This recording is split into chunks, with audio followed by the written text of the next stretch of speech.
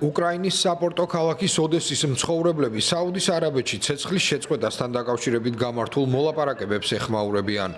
შეერთებული შტატები აცხადებს, რომ უკრაინისა და რუსეთის დელეგაციებთან სამდღიანი მოლაპარაკებების შედეგად შედგა შეთანხმება, რომელიც შავ ზღვაში გემთა უსაფრთხო მიმოსვლას ითვალისწინებს. 56 წლის ალა პარაშინა, რომელიც ერთ-ერთ ზოომაღაზიაში მუშაობს, იხსენებს გასულ დღეებს, როდესაც მისი სახლის სიახლოვეს გამუდმებით ისმოდა დრონის ხმა.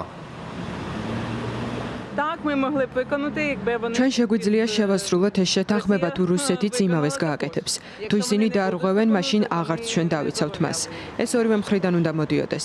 დარწმუნებული ვარ, რომ ჩვენები დაიცავენ შეთანხმების პირობებს, თუმცა იმავეს ვერ ვიტყოდი რუსულ მხარეზე. მე მჯერა ჩვენი გამარჯვების, მე ფრონტის ხაზზე მყოფი ბიჭების იმედი მაქვს.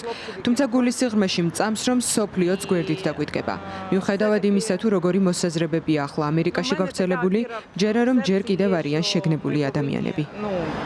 54 წლის მიხაილ ოსტრატიჩუკი ოდესაში ოჯახთან ერთად სამკურნალოდ ჩამოვიდა. დაბომბვის დროს შვილს იმით ამშვიდებდა, რომ ეს დრონების კი არა, ჭექა-ქუხილის ხმა იყო.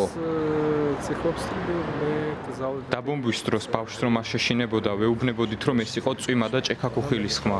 ჩვენ, უკრაინელები, უკვე შევეჩვიეთ ყველაფერს და ისე აღარ გვეშინია, როგორც თავიდან.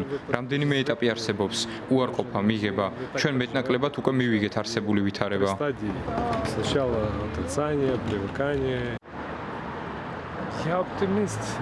მე ოპტიმისტი ვარ. ყოველთვის საუკეთესო სიმჯერა და იმედი მაქვს, რომ წელს ჩვენს ქვეყანაში მშვიდობა დამყარდება. თუმცა როგორ რა დანაკარგით ჯერ კიდევ გაურკვეველია. ამერიკამ თქვა, რომ უკრაინას რაღაცის დათმობა მოუწევს. ნახავთ, რუსეთსაც თუ მოუწევს რამის დათმობა.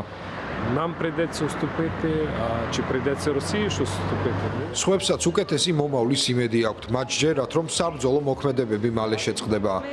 ჩვენ თვალყურს ვადევნებთ ახალ ამბებს, იმედი არ გვაქვს გადაწურული. გვჯერა, რომ უკრაინა გაიმარჯვებს. რაც შეეხება რუსეთს, აქ ყველაფერი მის გამო ხდება.